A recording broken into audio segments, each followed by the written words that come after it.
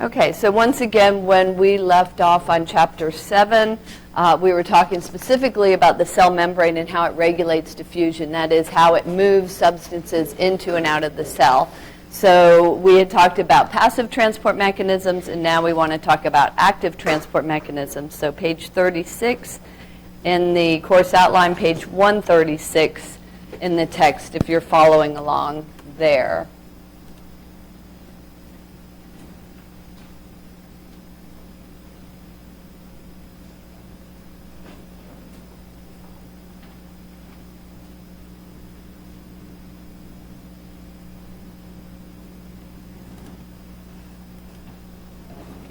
And that takes us to concept 7.4, again on page 36 of the course outline. So just to remind you, when we were talking about passive transport mechanisms, that's when things go with the gradient the way we would expect. And a good analogy I gave is a bottle or a jar of marbles. If it dumps, all those marbles spread out, so they go from higher concentration in that jar to less as they spread out. And that's what happens normally in nature. So the concentration gradient moves passively. That is, we say it goes with the gradient. It doesn't require energy. In the clip I showed you talked about going down a slide. It doesn't take any energy. So we say it goes down the concentration gradient. Now we're going to look at just the opposite.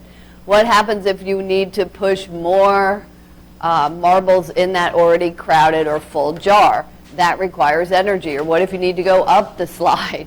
So now we're going against the gradient, and that does require energy in the form of ATP. So when we look at our active transport mechanisms, we can see that there are actually three mechanisms. There's active transport using protein channels, as you see here. This is a lot like facilitated diffusion, which, remember, in diffusion, and that word always means passive, that is spreading out, going with the gradient. In facilitated diffusion, some molecules could simply dissolve in this lipid bilayer. We called that simple diffusion, but sometimes they needed a protein channel to help, and that we called facilitated diffusion. So active transport using protein channels is a lot like that, only we're pushing it against the gradient, again going up the slide, so that requires energy in the form of ATP. But otherwise it's very similar in that it is facilitated by protein channels. And then we have two more, endocytosis and exocytosis. Endocytosis, which means what? In or out. If you're entering a room, EN means in, right? So that's going into a cell. Cytosis means cell. And exocytosis, EX, means exiting or going out of the cell. So a good example of active transport using protein channels that we are going to see when we get to the next two chapters, that is photosynthesis and respiration, is we're going to see how we use ion pumps to maintain membrane potential. And what that means is that there'll be certain ions like this hydrogen ion. Do you guys remember what a hydrogen ion is? We talked about the hydrogen atom has one proton and one electron. And if it loses its electron, what's left? Just a proton. So when we talk about the hydrogen ion, it's the same as a proton. So you will hear this referred to as a proton pump as well. And so when we look at how proton pumps work, notice we already have a large number of hydrogen ions on one side of this membrane compared to the other, but we're still pushing more across. That does require energy in the form of ATP. And what that does is it sets up two gradients. It sets up a concentration gradient, that is, there's more hydrogens outside this cell than inside, but notice it also sets up an electric gradient. There's more positive charges outside than in. And that's what we call a membrane potential. And that, in that case, we're going to see, again, in the next couple of chapters, what happens next. When we set up these concentration and electric gradients, that's going to make those ions move in a certain direction.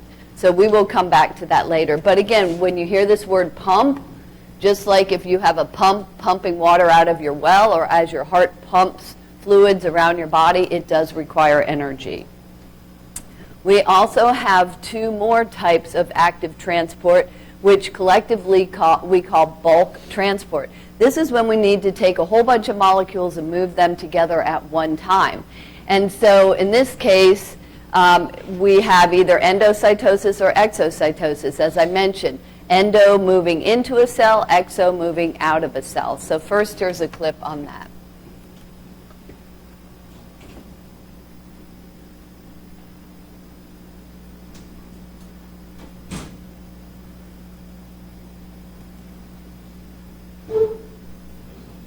Taken in by single-celled organisms are often particles or large polar molecules that cannot cross the hydrophobic plasma membrane.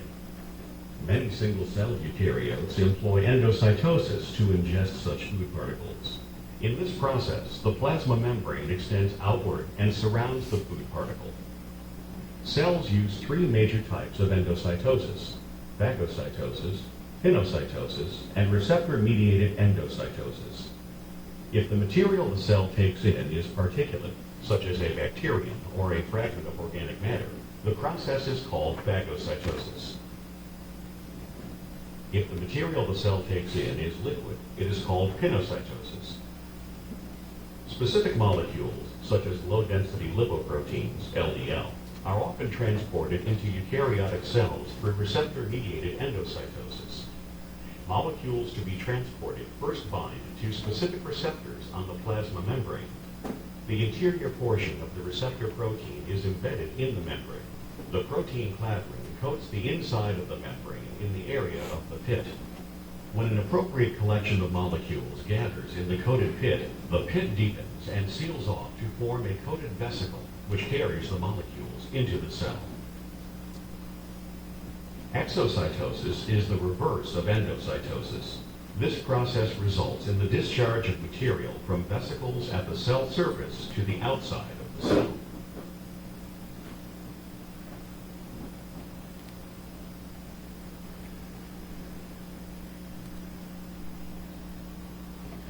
So looking at exocytosis exiting from the cell, you can see you can have things like transport vesicles that may have food molecules or a variety of substances inside. Notice they look like little cell membranes, and that's because they are made up of phospholipids, just like the cell membrane. So when they get to the cell membrane, they fuse with that phospholipid bilayer and release their contents.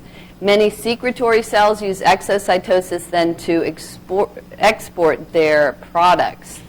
And then just the opposite is endocytosis. Endocytosis, there are many different types, but in general, it's going to take in molecules. And we have phagocytosis here, which is known literally as cellular eating.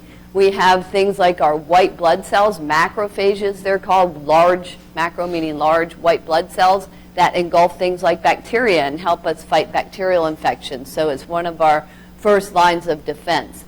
Then we have pinocytosis, which is cell drinking. That's when we need to take in liquid droplets. And then the third one involves surface cell receptors. So the way these work, phagocytosis, as I mentioned, if we're trying, like our white blood cell might engulf a bacterial cell and bring it in and digest it, or it might be food particles coming in the form of a food vesicle. Pinocytosis, liquid droplets then would line up on the cell membrane. The cell membrane pinches in, and now we have a vesicle of liquid droplets. And then this one is interesting because it involves surface cell receptors. So remember when we studied different proteins on the cell membrane, we talked about some of them being receptors, and what they do is they receive certain substances. And so I don't know if you've ever heard of hypercholesterolemia, but some people are genetically prone to have high blood cholesterol, and it's because they don't have enough receptors, or their receptors aren't responding well enough to clean their blood out of cholesterol. So they actually go on medications that stimulate these surface cell receptors to bring that cholesterol in. So what would happen is the low-density lipoproteins, the containers of cholesterol, would attach to those receptors in red, and that would cause the membrane to pinch in and bring that cholesterol into the cell where we want it, and not circulating around in the blood where it's going to clog things up. Okay, let's see what you remember about cell membranes. And we'll take a quick Kahoot quiz.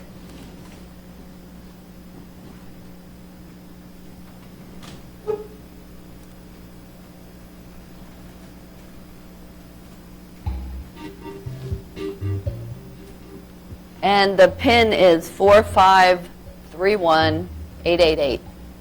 4531888.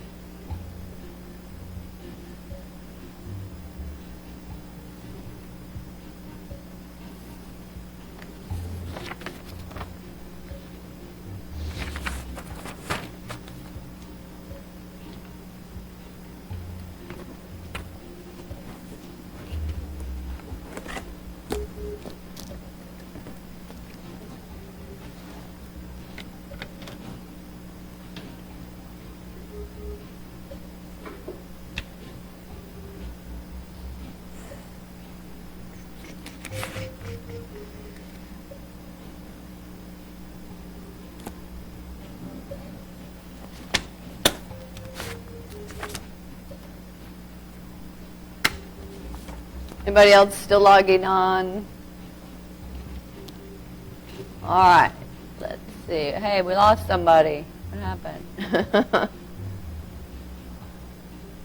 Is everyone logged on? Anyone need more time? All right, here we go. 5 questions. First question, which of the following uses a protein channel? A protein channel.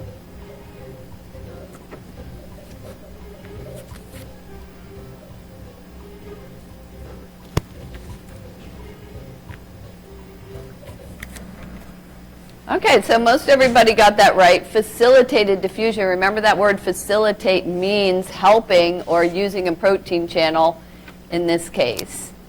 So why is Newt in the lead? Next question, compared to a 50% salt solution, what is a 20% salt solution compared to 50? In other words, what is the 20% compared to the 50?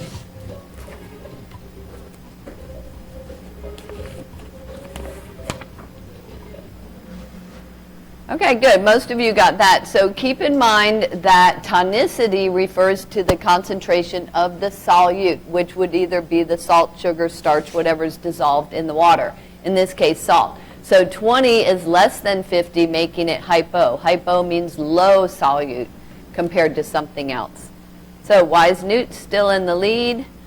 Next question, which of the following requires energy or is an active transport mechanism?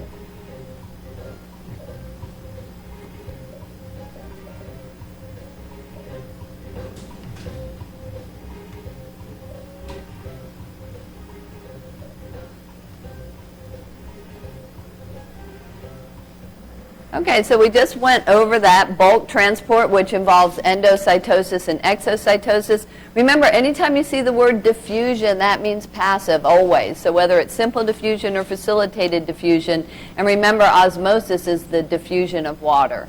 So why is Newt still in the lead? Next question, a hormone would most likely bind to which of the following?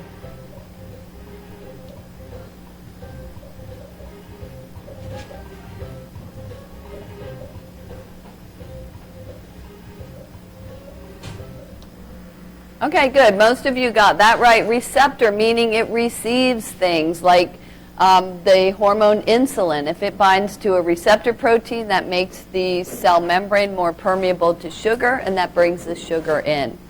So why is Newt still in the lead? Last question. Binding of molecules to receptors that trigger vesicle formation is called, I hope everyone can get this one right, binding of molecules to, hint, receptors.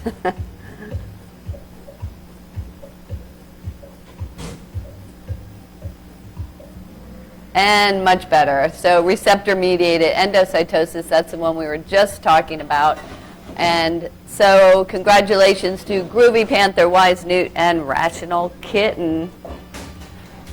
Yay. And that wraps up this chapter, and now we are going to move on to Chapter 8, an introduction to metabolism. Anybody have any questions about anything from Chapter 7 before we move on? Everybody good?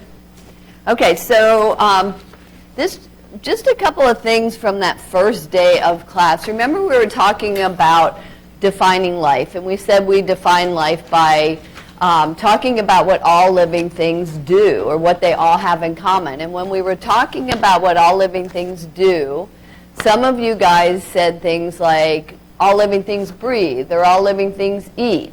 And that is kind of true, although as I mentioned that first day, that's a mechanical process. So plants don't actually eat, they take in nutrients, and they don't breathe, they have gas exchange. So all living things do all that. And why do they do that? Why do you eat? What do you cash it in for? Energy, exactly. And that's what this chapter is all about. Remember, we put all of those processes together in one word, and that word is metabolism. So this chapter just introduces metabolic reactions that are going on in our cells, and that leads into the next two chapters, which would be photosynthesis and respiration. So that's where we're going with this. So for this chapter, it's going to be a bunch of introductory things, lots of new terms. As I always say, make flashcards, flashcards, flashcards. And then when we go into our next section, it will be our next two chapters after test number 2, which, by the way, the next time we meet, we have the game show review, and then a week from today is the exam 2. And so at that point, we will, after that test, then we'll be talking about how metabolism occurs through photosynthesis and respiration. So we'll apply it in those next two chapters. So I found this in the newspaper one day, and I thought it was kind of cute. They asked 3rd and 4th graders to define energy. And when we define energy, how do we define it? It's the ability to do what? Work, right? Or cause change. Some people define it like that. Well, this kid, he apparently has been electrocuted, I guess, because here's an electrical socket, and he's getting zapped, and here's Dad, I guess, saying, "You dummy," D-O-U-M-E. But really, Dad? Look at Dad's middle finger. I had to laugh when I saw that in the newspaper. But anyway, he says it's a strong power, and he is correct. He's talking about electrical energy. The second kid says if you eat food any kind, it will help your body work, and that's more what we're looking at. We're looking at how we take in nutrients and cash it in for energy. And so they're both correct, but ultimately all of that energy came from what? What's our ultimate source of energy in the universe? The sun, exactly. And so how did sun turn into electrical energy? Well, plants through photosynthesis will convert solar energy into chemical energy in the form of sugar, and plants store that, and then over geological time it turns into things like coal, oil, natural gas, and then that is what we then take into a power plant and we burn it. So now we've just transformed energy from chemical energy to heat energy, and that heat is used to heat water. And that water then turns to steam, and steam then turns a turbine, and the turbine then gets electrons flowing, and guess what? That's how we have electrical energy. So a power plant goes through a series of energy transformations, very much like our cells. Our cells are like little power plants transforming energy from one form to another. So for us, it begins as food, but ultimately, where did the food come from? From plants converting solar energy into sugar.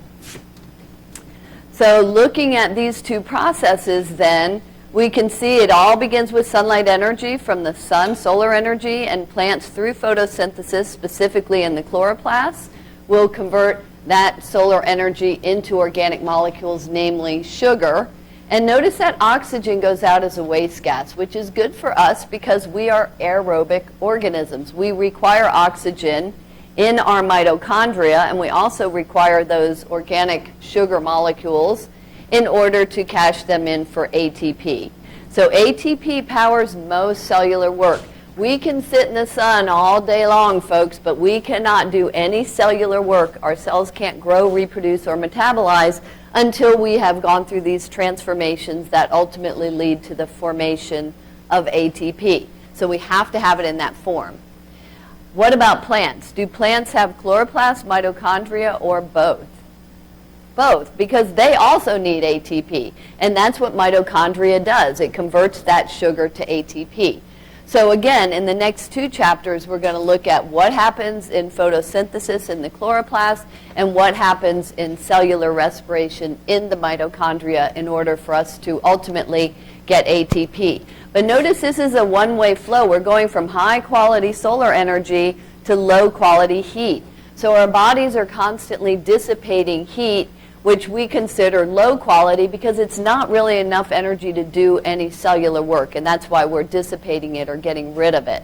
Power plants are the same way. They're burning up all this stuff, but they have huge cooling towers to dissipate the excess heat that no longer is available to do work.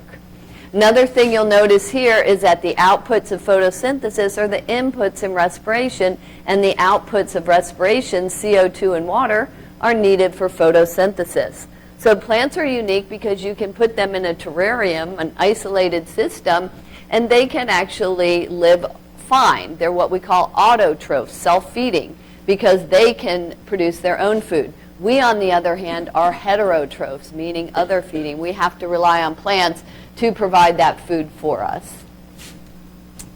So as I mentioned, in this chapter, we're spending a lot of time looking at just metabolic processes in general. We're going to see some new metabolic reactions, metabolic pathways, and lots of terms. So let's go through some new terms. And again, as we define metabolism, it's an organism's metabolism transforms matter and energy, and these are subject to the laws of thermodynamics. So we're going to look at those laws in just a minute. But first, how do we define metabolism? It's the totality of an organism's chemical reaction. You put them all together, and we say that's your metabolism.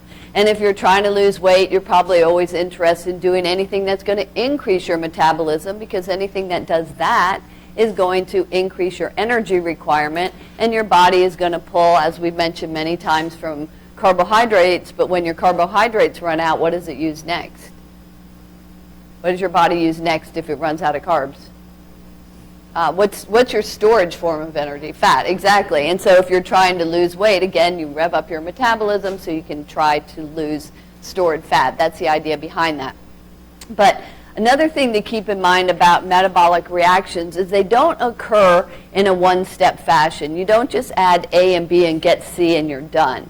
Instead, they occur in what we call metabolic pathways, where A is converted to B and B is converted to C and so forth. And so it's a step-by-step-by-step process, and that's really important because if we have these complex molecules that have energy stored in the bonds, which is what our food is, and we break all those bonds at one time, we would have a bomb. That's what a bomb is. It's an uncontrollable release of energy. We don't want that happening in our cells, right? So instead, we might have something like a polysaccharide, and we break it down into a trisaccharide, and then a disaccharide, and then a monosaccharide. And each time we release little bits of energy, and that's a controlled reaction, and that releases enough energy to continue our cellular work. So that's what a metabolic pathway is. If those metabolic pathways are releasing energy, we call them catabolic reactions. And if they require energy, we call them anabolic reactions. Catabolic reactions are exergonic. What does EX mean again? In or out? Out, right? Energy coming out. And endergonic reactions are energy moving, that require energy. So we see in the cell, exergonic reactions drive endergonic, and endergonic drive exergonic. So if you take something like photosynthesis, and where we're starting with sunlight energy, so we have energy input in order to make sugar, would that be overall endergonic or exergonic in nature? You're adding energy. So endergonic, right? And photosynthesis, guess what, is a synthesis reaction. What's synthesis again? Building or breaking?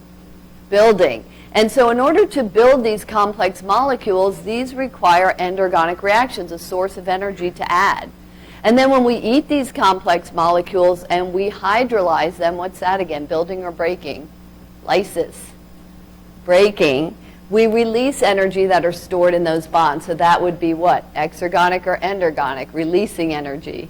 Exergonic, exactly. So you see how that one then will drive the other. So here's a look at a metabolic pathway. If we start with whatever our reactant is here, and we want to change it to this product, we don't do it in just a one-step fashion. We start with an enzyme, here enzyme 1, and that converts it to this, what we call intermediate. Anything in between the reactant and the product is called an intermediate. And then that molecule binds to enzyme 2, and that converts it to this one, which binds to 3 and converts it to this one, and you continue until you get to the product. So all metabolic reactions need reactants, products, and intermediates, but they also all need enzymes. What do you know about enzymes? Are they proteins, carbohydrates, or lipids? Proteins, exactly. Remember, proteins work by shape, making conformational changes. So you see they look like puzzle pieces there, and that's exactly how they work. They're very specific to which molecule can bind to this particular site here called the active site. So we'll talk about enzymes as we go through this chapter as well. But first, a couple more things about energy, more terms here. Potential energy versus kinetic energy. Potential energy, as the name implies, has the potential to do work. It's sort of like stored up energy, and then once that work starts going, or what we call the energy of motion, we call that kinetic energy. We also have chemical energy. So I've mentioned that our complex molecules have energy stored in those chemical bonds. And sugar is a good example of a molecule that has stored energy, right? Our carbohydrates are a good source of energy. Then we talked about how heat is being dissipated as thermal energy. It is kinetic energy associated with the random movement of atoms or molecules. So keep in mind that our molecules are constantly colliding. Certain things that we talked about last time will increase those collisions, like if you add heat energy, there's more collisions, that increases the rate of diffusion. And energy, and the last point here, energy can be converted from one form to another. So we have these laws of thermodynamics that govern all of these forms of energy. And this is looking at the difference between potential and kinetic. So if you start with the ball at the top of the hill that has the potential to do work or roll down the hill, we call that potential energy. Once it begins rolling, that is kinetic, the energy of motion. But back to the laws of thermodynamics. We have two laws of thermodynamics that govern these different forms of energy. And the first one says energy cannot be created or destroyed. So in other words, it all remains constant in the universe. It's all already here. But so you may have heard of that one before, but our second law says it can be transformed. And when it's transformed, it loses quality. So if we go back to that power plant where we started with energy in the form of coal, for instance, that came from the sun, which is high quality, and then we burn the coal and transform it to heat energy, and eventually transform that to electrical energy, all along the way, energy is being degraded. And so we go from high quality to low. It's a one-way street. And every time energy is degraded, it increases in disorder. And so that disorder is known as entropy. So let me give you an analogy. If you take a helium balloon, and inside that balloon you have concentrated helium molecules, and the balloon can rise, that's work. If I pop that balloon, those molecules are still there, but they have dispersed or disorganized enough to where they're no longer able to make that balloon rise. Now, if we can take those somehow and get them back together and reorganize them, then we can have concentrated helium again and the balloon rises. So think of entropy as, again, this degree of disorder. So we didn't lose the helium molecules. They're all there. They're just not in a form that can do any more work. And that's kind of how entropy is. So we define entropy as a degree of disorder, and specifically in a closed system, which I'm going to explain in just a minute. But this is a good analogy as well of entropy. So, you know, you have your room, it's all nice and cleaned up. What happens spontaneously always is it ends up like this. It increases in disorder. So that's kind of like entropy. Now, you can reverse that. You can go in and pick it all up. That requires energy. So in nature, the disorder happens spontaneously. And I have some kids that I found that wrote this entropy song. I thought this was so cute. So I'm going to play this for you, and it kind of gives you an idea of how energy is transformed and this idea of entropy.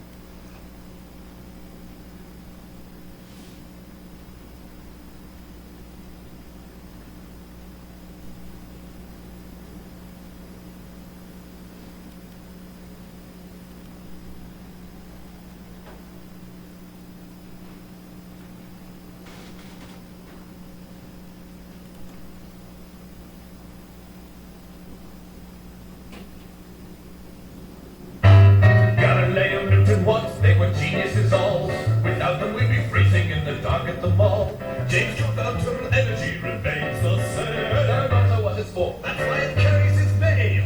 Chemical, electrical, potential and heat. Radiant, kinetic, the list is incomplete. They're always changing back and forth, it's really quite a lot. Oh, how could he? I've forgotten nuclear. Ride a barrel down the falls, then cook spaghetti with meatballs. Really make your friends amazed. Nuke it with some gamma rays. Fly to Venus in a rocket. Put your finger in a socket. You may suffer from exhaust, but none of that energy is ever really lost.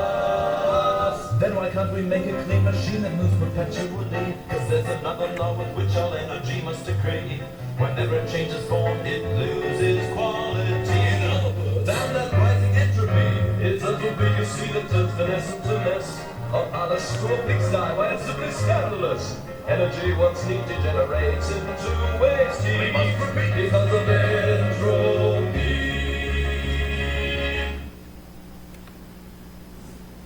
The end. I thought that was kind of cute. So one question I get asked a lot about is photosynthesis and some of these processes a violation of the second law of thermodynamics? So I'm just going to read this section here that says, the concept of entropy in the second law of thermodynamics suggests that systems naturally progress from order to disorder. If so, how do biological systems develop and maintain such a high degree of order? Is this a violation of the second law of thermodynamics?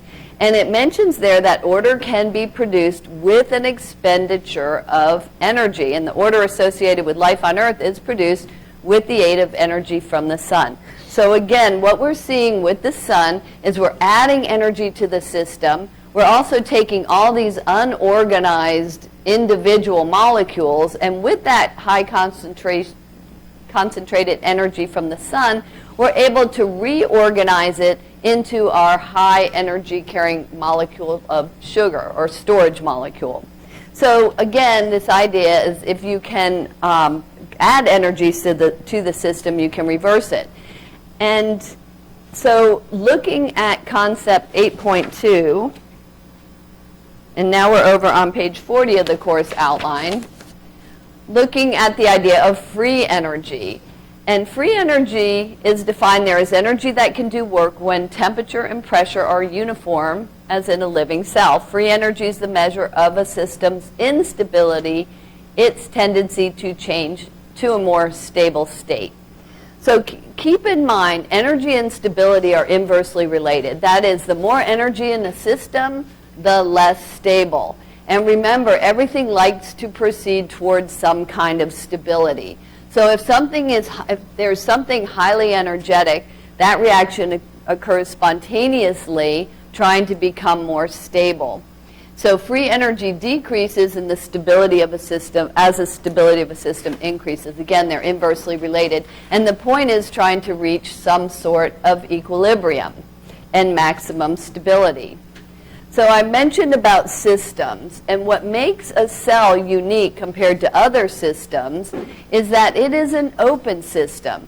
That is, the cell membrane has pores in it, right? And things can move across. And so things can move into and out of those cells. And so since cells are open, they are not in equilibrium. There's a constant flow of materials into and out of those cells. So if it's a closed system like we see here, and there was some sort of a barrier, so in other words, if we had a beaker of water and we put a lid on it, that would be a closed system. Now, that would mean that matter could not move in and out. In other words, the molecules can't move in and out, but there's still the ability for there to be heat exchange, which is why if you have, say, a food container that you're taking to a party and you want to keep it warm, what do? You insulate it. Maybe put it in something that's styrofoam, which is a great insulator. Why? Because it prevents energy transfer as well. So these are the different systems that exist, and you may have learned these if you study chemistry or even physics. But with cells, keep in mind, they're not in equilibrium. They're open, and they're experiencing this constant flow of materials all the time. So because of this, we see that we have two, again, different kinds of reaction involving free energy. So free energy changes are either going to be exergonic or endergonic in nature. Exergonic, again, releasing energy.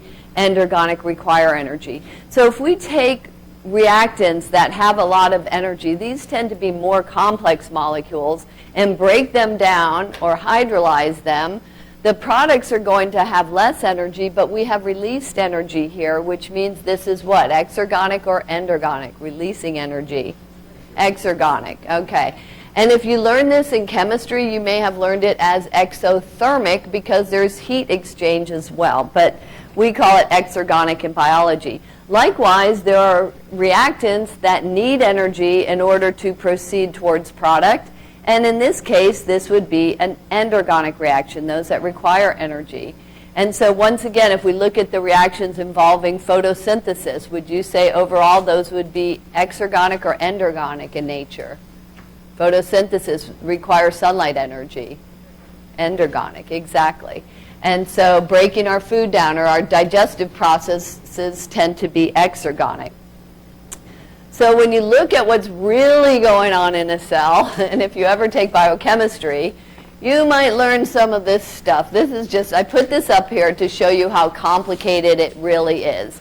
We are going to look at a few metabolic pathways, but there are really many, many different metabolic pathways. Some of them involve synthesis reactions, some hydrolysis. We talked about those, right? What's synthesis, building or breaking? Building, and hydrolysis is breaking. And some of them are endergonic and some of them are exergonic. Again, endergonic, requiring energy, exergonic, releasing energy. And some of them make up degradative pathways, and some of them make up biosynthetic pathways. So if I have a bunch of hydrolysis reactions, and we said those are what, building or breaking, and I put them in a pathway, do you think it would make up a degradative pathway or a biosynthetic pathway? If you're breaking things down. Degradative, that word means to degrade is breaking down. And notice biosynthetic has the word synthesis in it, which means it's what, building or breaking? Synthesis, building, right. So if we put a bunch of synthesis reactions together, we would have a biosynthetic pathway. We're also going to see some of the pathways are linear and some are cyclic. So we'll come to those in a minute. But you guys remember this picture. You might want to jot this down, or when I'm done, you can just take a picture if you prefer, because I don't have this in your course outline. But if you remember this picture, we had it on the first test, and we had these boxes representing unit molecules, and they're all linked together here, and here they're not linked, they're all separate. So would these in B be unit molecules or a macromolecule for B here? Oops, these. Individual unit molecules or a macromolecule? Which one represents a macromolecule, A or B? A, because remember they're linked together. So this would be a macromolecule, more complex molecule, and B would be a unit molecule or less complex molecule. So if we take these bricks, think of these as individual bricks, these unit molecules, and we build a house, we're going in this direction, this is building, is this going to be synthesis or hydrolysis? Anybody? Going in this direction. Whoops, going from less complex to more complex. Building or breaking? Building. Going in this direction, we're building, so that's going to be what? Or biosynthetic pathways, yeah, or synthesis in general. Remember, in synthesis reactions, that would be a dehydration process. So what does that mean? Water in or water out? Dehydration. Water out. Okay. Now, the other side then would be just the opposite. If this side is synthesis, this is hydrolysis. We're breaking down this unit molecule into unit, or this macromolecule into unit molecules. This is hydrolysis. Now, think about this. If we're going from less complex to more, do you think or let's go this direction. If we're going from this more complex molecule, like your food is generally more complex, and you're hydrolyzing it, breaking it down into unit molecules, do you think energy is going to be required or released if you go from more complex to less? Every time you break chemical bonds, what happens to energy? It's released. So what's that called, exergonic or endergonic? Exergonic. So that means this side would be endergonic. If you're workers at a job site and you need to build this house, you need energy, right? So this side is endergonic, and this side is exergonic. And then when we get to those pathways then, if we put a bunch of synthesis reactions together, that would, of course, make a biosynthetic pathway. It's right there in the name. And likewise, on the opposite is true on the other side. If we put a bunch of lysis or breaking reactions together, that would make up a degradative pathway. So there's a good shot if you do want to take a picture of that. This is showing the whole thing and how they are all related, all those different terms we talked about.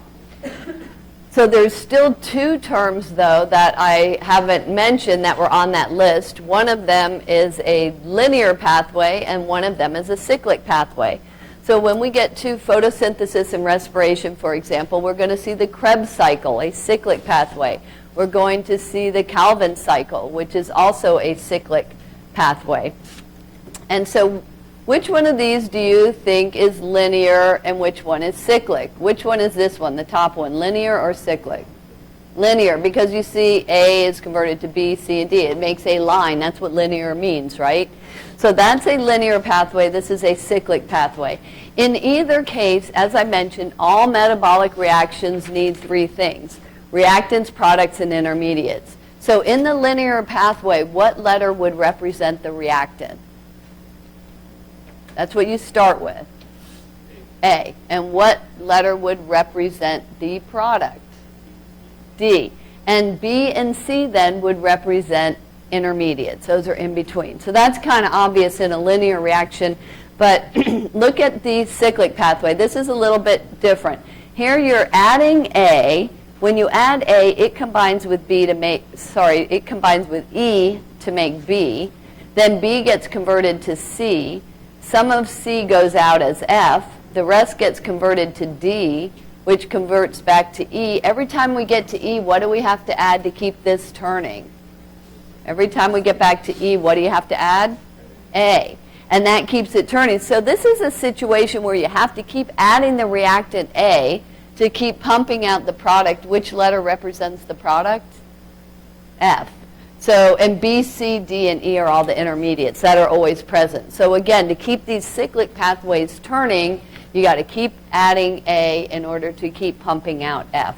So once again, when we get to photosynthesis and respiration, we will talk a lot more about these. So all metabolic reactions need, so far, three things: reactants, products, and intermediates. The fourth thing all metabolic reactions need are enzymes.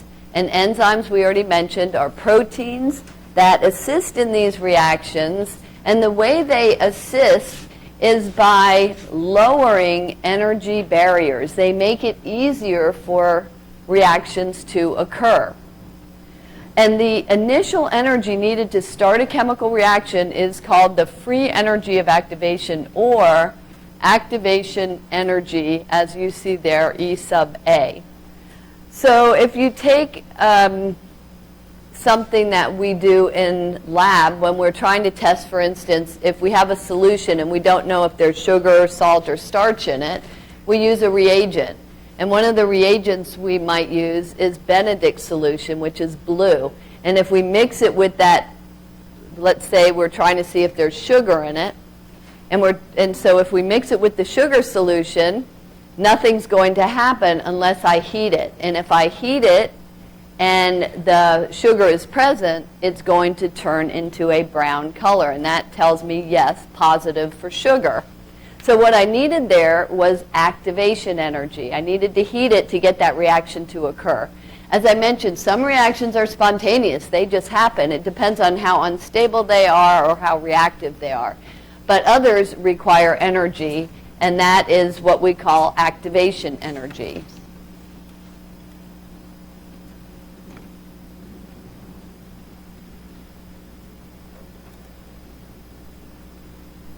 If oxygen and methane molecules are mixed together in the same container, they collide. But there is no reaction until a spark or flame is added. Why? To react, the molecules must collide with sufficient energy to break the oxygen-oxygen bonds and carbon-hydrogen bonds so new bonds can form. Additional energy needed to break existing bonds and start the reaction is called activation energy. An energy diagram can help show these energy changes. Initially, the oxygen and methane molecules collide, but do not have sufficient energy to react. A flame can supply the activation energy needed to start the reaction.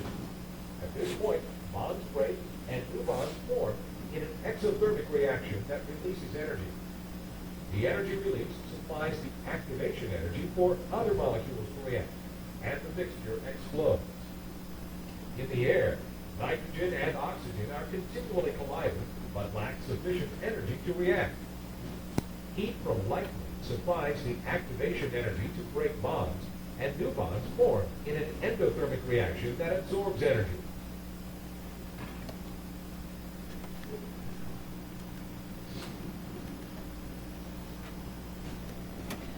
Okay, so when it comes to activation energy and reactions that are occurring in the cell, they all need energy to get started. So if we look at this reactant and it needs to proceed towards product and it needs this much energy or activation energy to do so, if we add an enzyme, what will happen is it lowers the amount of that energy needed and it makes it happen more easily. So reactions will occur on their own because everything's colliding, but you have to ensure that not only are they colliding, that they're within vicinity of one another, but they're colliding towards their reactive ends. And that's where enzymes come in. They actually assist. How do they lower the activation energy? They do that by, as it says here, they speed up reactions that would occur eventually, but they lower the activation energy because they capture those molecules and make them easier to react. And so if you look at this computer-generated model of an enzyme, you can see it's so much bigger than the substrate. The substrate is whatever is reacting with the enzyme. And all enzymes have this active site where that substrate will bind. They're very, very specific to what substrates will bind to what enzymes. In fact, they're named after their substrate. So if we take something like sucrose, which is table sugar, and the enzyme that will work with that one is called sucrase. So again, they're named after each other. Lactose is worked on by lactase. Maltose by maltase. So what do you notice about the enzymes? They all end in what? Ase, right? So if you see any words or of molecules and you see that they end in ase, then it is most likely an enzyme. But we said enzymes are made of proteins, right? And so proteins are made of what again? What's a building block of a protein? Amino acids. So all these little blue circles are representing amino acids, and this makes up a globular protein. It's much larger. So what's the chance of this little substrate hitting this big globular enzyme versus hitting another substrate the same size? Obviously, it has a higher chance because there's more surface area in that enzyme. So it's kind of like catching a ball with your hand versus catching it with a mitt, right? That's why we use mitts. More surface area, you can catch it easier. So that's exactly how enzymes work. And by doing that, you don't need to expend as much energy. So it lowers activation energy by capturing those substrates. So here's how this works.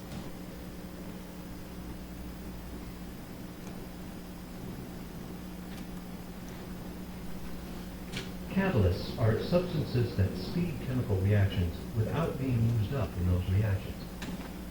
In cells, catalysts are usually large globular proteins known as enzymes. There is a portion of an enzyme, its active site, that binds only to a particular molecule, its substrate. The substrate is a participant in the reaction catalyzed by the enzyme. The binding of substrate to enzyme causes a change in the shape of the enzyme, which in turn facilitates the forming or breaking of bonds by the substrate. The product of the reaction is released, and the enzyme is available once again. Because of the fit between substrate and active site, each enzyme is specific for a particular reaction.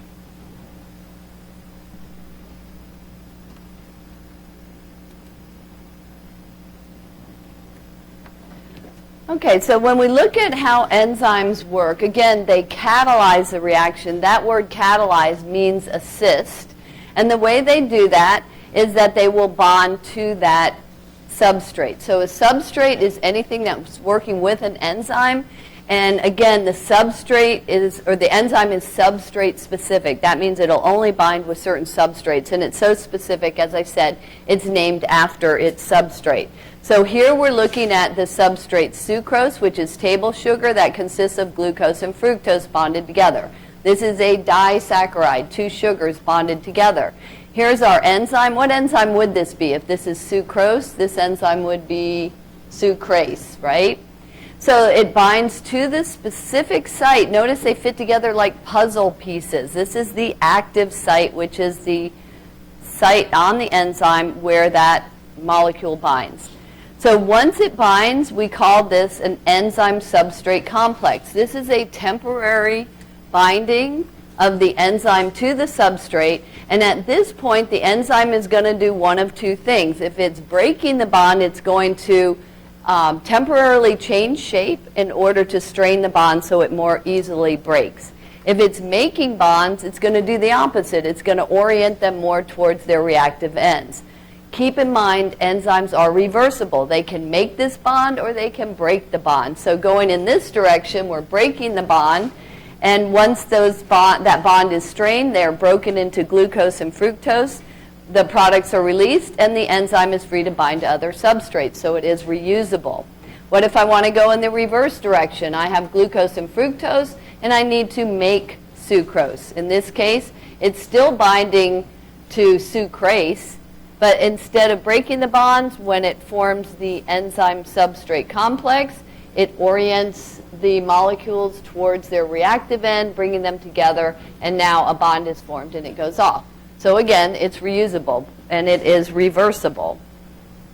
Some things that influence how enzymes work are temperature and pH. Very, very important because we said enzymes are proteins, and what do you know about proteins if they get exposed to extreme temperatures? They denature, exactly. They lose that three-dimensional shape. Well, think about this, folks. If you get a high fever and your enzymes start denaturing, they're losing their shape, then their active site is messed up. That means they can't work with their substrate anymore. What's going to happen to your metabolic reactions? They're all going to stop, right? And that could result in death. So that's why it's so dangerous. But when we do lab next week, we're going to be looking at enzymes in a potato, and we're going to be exposing them to different temperatures and pHs, trying to figure out the optimal temperature and pH. And the way we do this is by using a reagent that will cause a color change if you're getting the product that you want. So if you get a color change, that says, yes, the enzyme's working. If you don't get a color change, that tells you the enzyme was most likely denatured. So when we look at the optimal temperature For our enzymes, it's going to be 98.6, or in terms of Celsius, that's 37 degrees Celsius. That's body temperature. But we also have some bacteria that were discovered in ocean thermal vents that have very heat-resistant enzymes, which can withstand temperatures like 77 degrees Celsius. What's boiling in Celsius? 100. So that's really, really hot.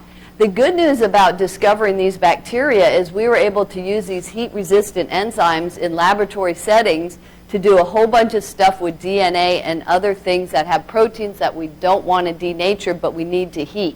And so we use these enzymes we found to do that. So we'll be looking for the optimal temperature for that potato enzyme to catalyze reactions. I put this picture of a Himalayan rabbit up as an example of how enzymes are affected by temperature.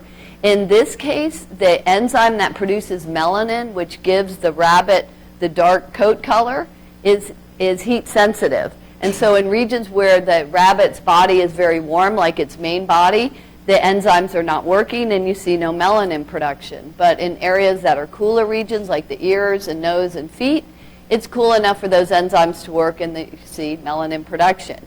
And they actually proved this by taking an ice pack and strapping it to the rabbit's body, and it turned that little square black. So it activated those enzymes. Now, I don't know how long it took. I don't know the details of that study. And you take it off and the rabbit loses its color. But anyway, that's how they figured that one out.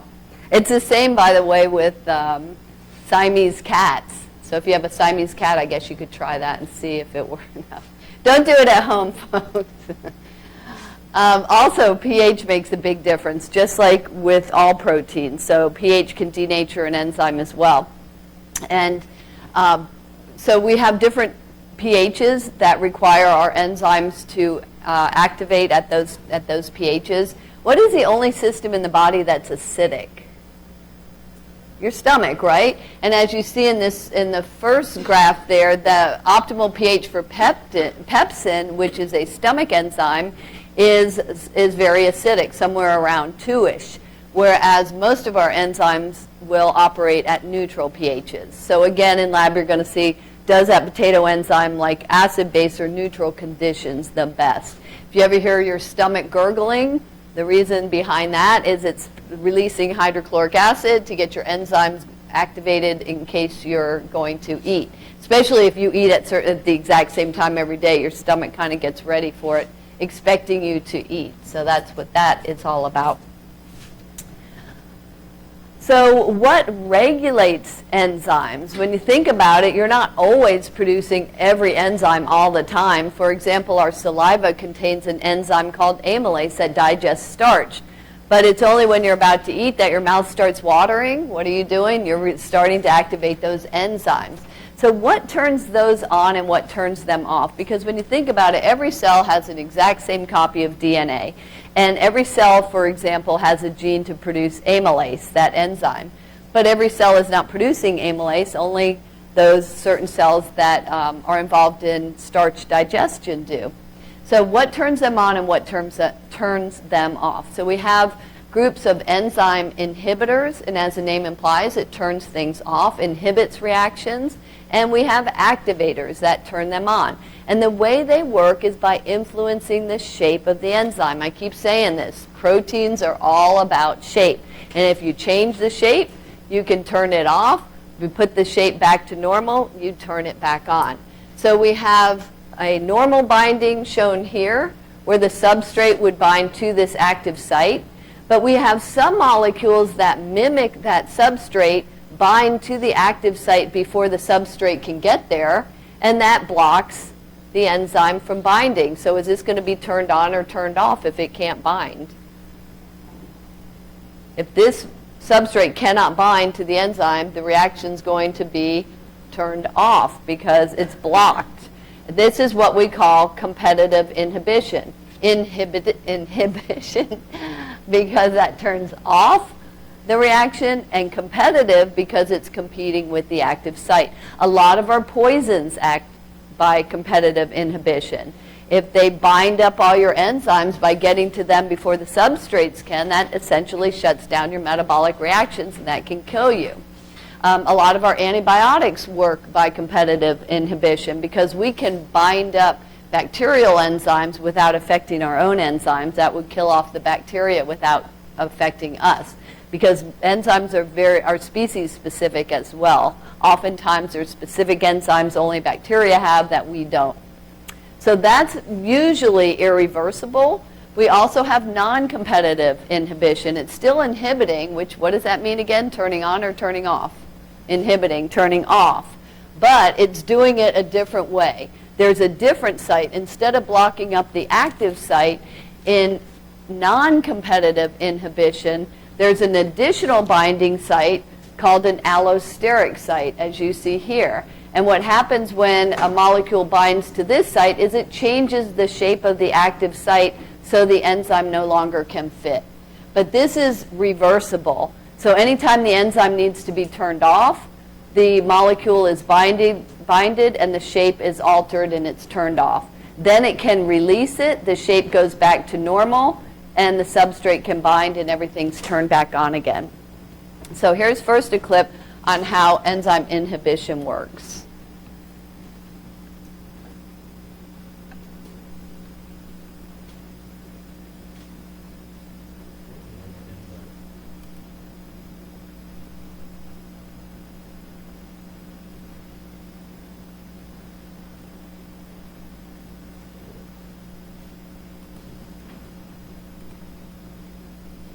Catalytic cycle. The substrate encounters an enzyme with a specific active site to which it binds, forming an enzyme substrate complex. The enzyme then facilitates the breakdown of the substrate to its products, which part from the enzyme, leaving the active site free to catalyze another substrate as the cycle begins again.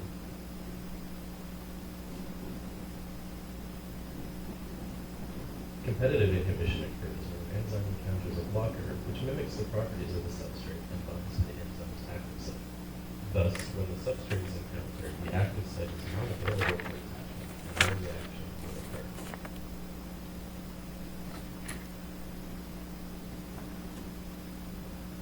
Non-competitive enzyme inhibition involves the binding of a blocker to the enzyme away from the active site. This binding causes a conformational change in the enzyme, altering the shape of the active site, which prevents the substrate from binding. No reaction will occur as long as a non-competitive blocker is bound to the enzyme.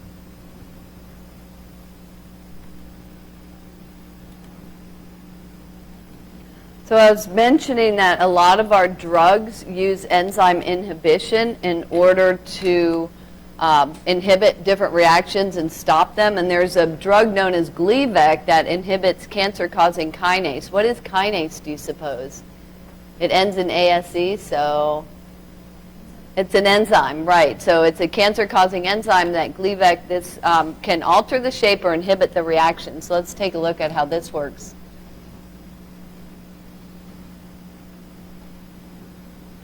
B-cereal is a kinase. I want you to watch it change. It's flipping back and forth from an active to an inactive conformation. Now we're looking at the skeleton. You see that loop, which is called the activation loop, moving back and forth. So what is this? Well, it happens to be a protein known as a kinase. Kinases have as their job removing phosphate from one ATP molecule and putting it onto a substrate. So this is the B-cerebral protein. ATP is going to come into the mix as a yellow molecule. It binds in what's known as a binding pocket. The phosphate is transferred to the substrate protein in purple. The purple protein then undergoes a conformational change in shape, and then it goes off and does its job. This is a very common mechanism by which signals are propagated from the outside of the cell all the way to the nucleus. So it's that switch, active to inactive, goes back and forth. ATP binds, transferred to substrate. So let's think about now making a drug. Since we know how B-cerebral works, it needs this ATP. ATP has this binding pocket. Could you imagine making a chemical that could fit in that binding pocket and prevent ATP from binding? Well, this is exactly where the drug Gleevec came from. So let's now show the next animation, in which we'll see how Gleevec fits into that pocket compared to ATP. It's fitting into that pocket very nicely. Let's see what happens when ATP floats by and tries to get up. It can't fit. Let's roll the next video, and you'll see when Gleevec binds, as we look at the skeleton view, the activation loop isn't a closed but inactive conformation. The enzyme now wants to become activated in order to bind ATP. It can't. It bumps into that part of Gleevec, so it's locked into this inactive shape. Pretty cool stuff. So if you go into medical chemistry and pharmaceuticals, you might be working with enzyme inhibitors. I mentioned there are also enzyme activators that do just the opposite. Instead of locking in a shape that shuts everything off, it will lock in a shape that makes binding more or easier. So as you see here, this will change the shape so that the substrate can bind more easily. This one will change the shape so that it blocks the active site so the enzyme cannot bond. So activators turn it on and inhibitors turn it off. So how does this work in the body? Why do we need enzyme inhibition? We have something called feedback inhibition, and this is all based on the concentration of whatever your products are, the products of any of these metabolic reactions. But a good example is when you're in between meals, your blood sugar starts dropping, right? So your body has a particular system where it will convert glycogen, which is a quick storage form of glucose in the liver, to glucose. And that will maintain your blood sugar levels even if you're not eating. And so in order to do that, though, there's a series of reactions involved. So first we have to have the initial substrate glycogen, and the first enzyme converts it to intermediate A, and the second one to B, and the third one to C, and so forth until you get your glucose levels start rising. When your glucose levels start rising, though, they will turn this whole pathway off because now you've got too much blood sugar. You don't want to become hyperglycemic. You don't want to be hypo, you don't want to be hyper, right? You want to maintain a certain sugar level. So once these glucose levels get to a certain concentration, they will bind to that allosteric site on that first enzyme. That will change the active site and turn everything off. So it's going to block the active site.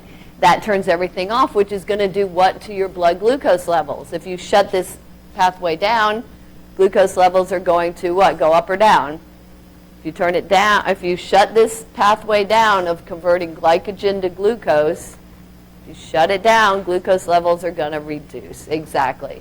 So then what happens is after your body uses up all that glucose, it will come off, it's reversible, and everything goes back to normal. So depending on the concentration of the end product, if there's a high concentration, it binds and turns the pathway off. If there's a low concentration, it releases and turns the pathway back on. So it's essentially an on-off switch. And here's a clip on that one.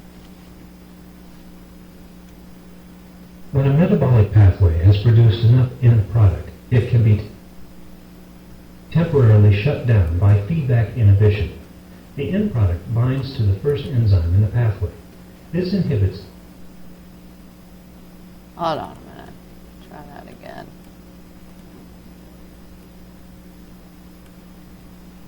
The pathway has produced enough end product. It can be temporarily shut down by feedback inhibition.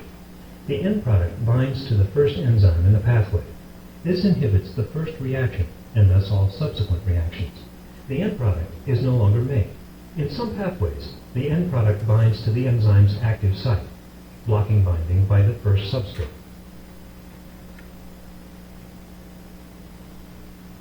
In other pathways, the end product binds to an allosteric site, away from the active site. This causes a change in the enzyme shape, once again blocking the active site. As the end product is used up by the cell, it is no longer available to bind with the enzyme, and the pathway resumes normal operation.